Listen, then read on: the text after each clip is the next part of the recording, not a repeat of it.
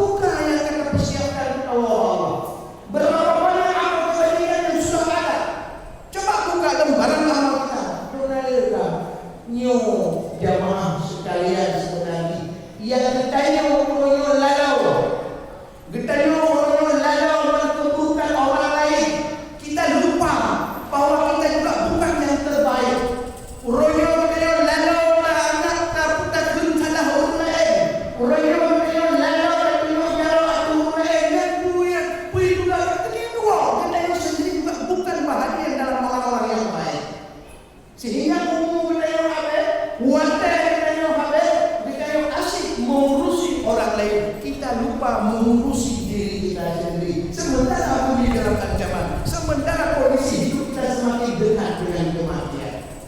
Hadirin yang berbahagia.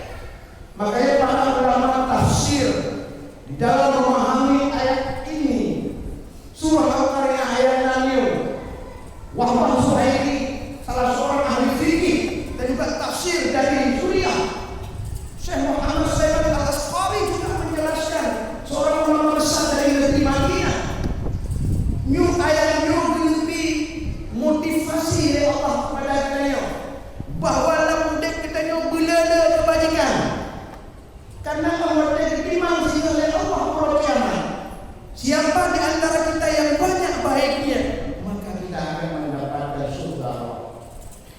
Dan siapa yang amal yang enggak, maka kita akan merasakan dahsyatnya neraka Allah. Orang yang berleda kita yang berkira dona dia ramai.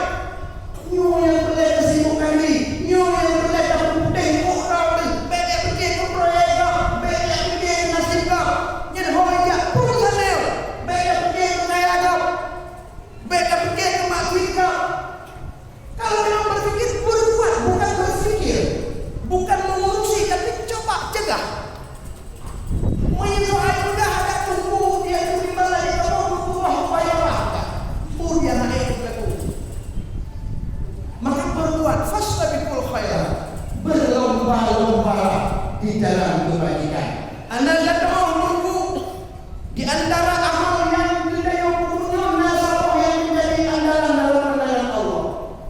Banyak amal yang kita lakukan. Barangkali ada satu amal yang mana Allah menamainya berjauh dalam surga. Dan bukan tidak mungkin, karena kita terus bergelimang di dalam dosa, ngemuat dosanya yang berbeda, terhapus semua kebaikan dan kita masuk ke dalam neraka. Makanya Rasulullah masyhur nukul Pak Sahabat dalam hadis Imam Al-Tirmizi dari Abdullah Ibnu Mas'ud, katanya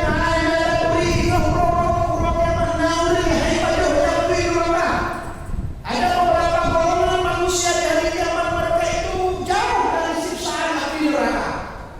Hanya Rasul yang tak Rasul, pegang ya Rasul. Yang pertama sekali adalah orang yang mampu mengelola diri, memanage draw. Itanya baiklah kita urut draw sakit tahu. Mampu mengendalikan diri, tidak cepat emosi. Baju-baju demunak lega, baju-baju cara lega. Tak kolanya, nyuruh mendapat predikat yang paling amat mulia. Neraka ya kurnya. Tak kalah ada orang yang katanya sembahyang milik dia, puasa katanya, sering kali katanya, demunak tak pilih.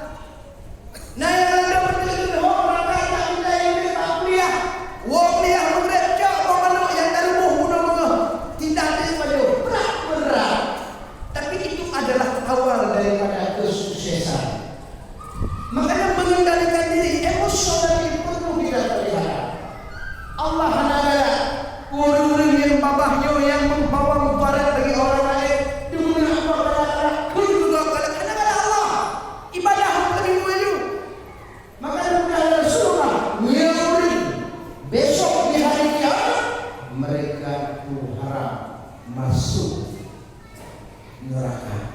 Mampu menahan emosional orang yang pelihara oleh Allah dari api neraka. Kemudian yang kedua, dipegang Rasulullah di antaranya orang yang lembut, perkataannya bermakna bagus, ada kolaborasi dengan idiom yang pertama.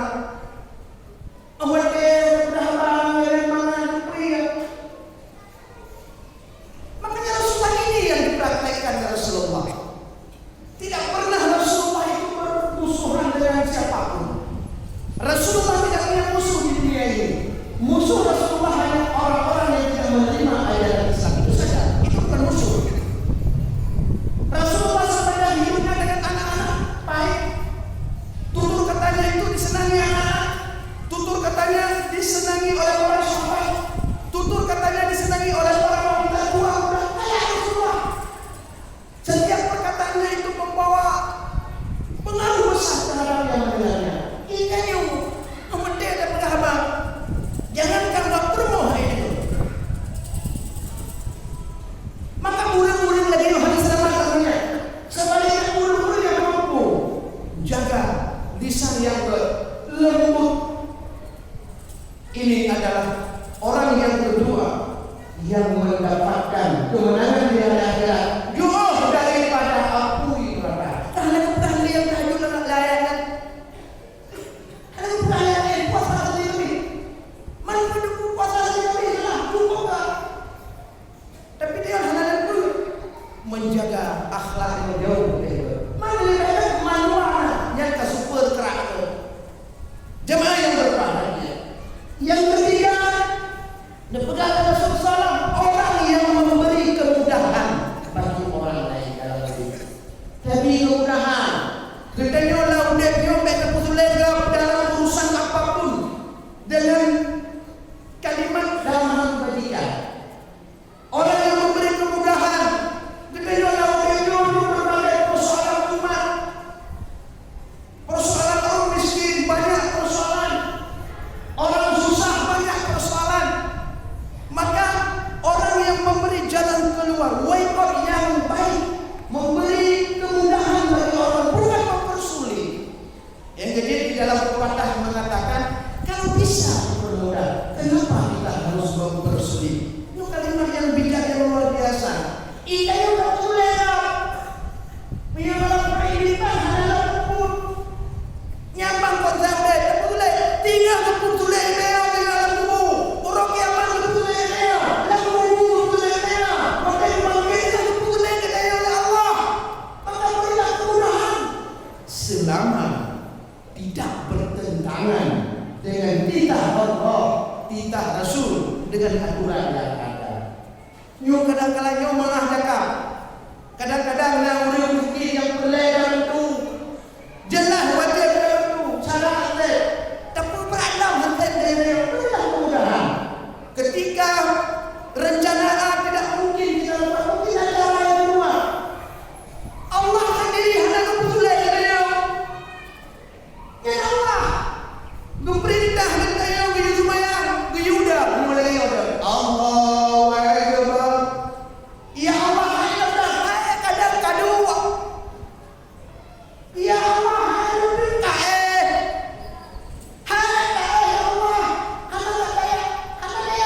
berkedip-kedip mata yang ingat telur beko. Ini kemudahan oleh Allah. Bahkan orang kiamat ingat dalam riwayat yang barangkali hadis ini mungkin sekedar motivasi bagi kita. Nah, orang yang bersalah neraka oleh Allah. Dikala hai malaikat balik hadiman, tanya Allah yang balakaran itu jatah dah. Jatah dah. Menyebutkan ke malaikat bahawa kau berusaha lam neraka lam tempat lu. Negara Allah belok. Kecil siap kadang laudin amal yang lam. Kecil siap. Anak yang tidak amal. Memang laudin kecil ini. Ketika genesak lam neraka. Ternyata apa? Nah, ini seperti karena dengan haid membuka terhadap bahan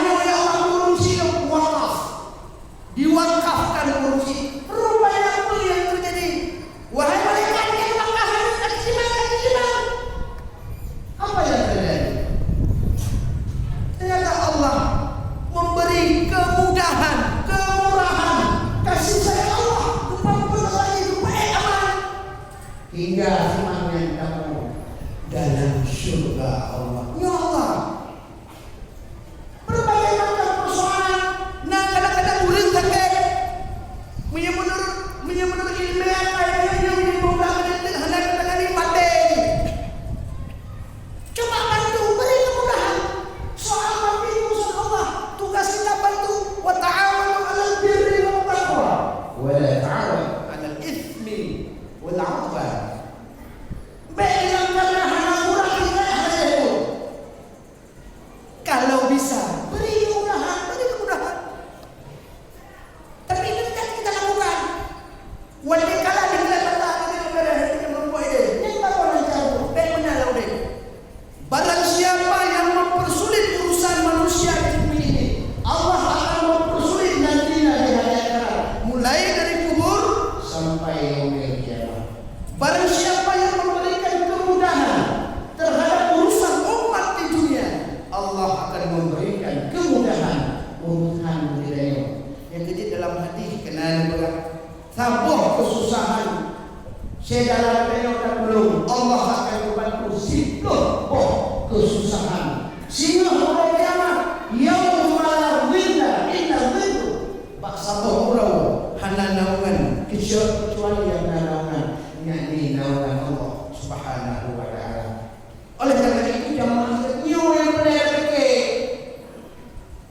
bagaimana kita jabatan dia oleh Allah Taala kayu paham boleh tinggal lecok pula pada gigi ni biasa benda dia perlu bantu dulu asal dia salah dulu nyuruh hana salah ayo benda minta jalan salah siapa salah bantu benda salah iya kan mana pula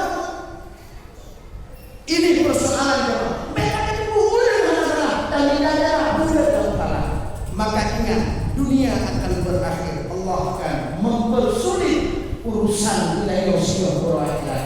Yang kebut jamaah sekalian, orang yang baik, yang Singapura kiamat dipunyai daripada api neraka.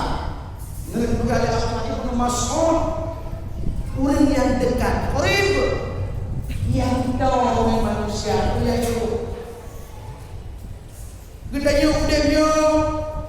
Beda perkara-perkara Aristoteles sendiri yang kita mengakui kita ini makhluk sosial, kita tidak bisa hidup sendiri, kita butuh kepada orang lain. Orang kaya butuh miskin, tidak dikatakan kita kaya. Kenapa kita dikatakan kaya? Neo miskin maka kaya neo. Tinggal orang yang menjalan kiamat berkaya belum sedekah hana fortune urangnya sama menunjuk selama orang jalan kaya hingga kaya mana boleh kita rumah karena rumah kita pejabat karena yang rakyat kita kurang menyenangkan kita yang saling berbagi kita yang kaya bantu miskin kita yang berbuat bantu yang lemah kurang buat yang kita yang pejabat kita yang lebih apa yang tak bantu pun yang pegang rakyat benar asal kita karib dekat orang yang itu merakyatnya dalam bahasa umum orang yang dekat dengan masyarakat yang dekat Rasulullah, dekat para sahabat, dekat para ulama-ulama. Kita nyukur baru belok ke bilik ilmu yang bersalim dengan ilmu itu tak gaduh sama dalam bahasa tadi Rasulullah tak sempat jarang sekali orang memberi salam, bahkan lebih banyak Rasulullah yang memberi salam. Assalamualaikum.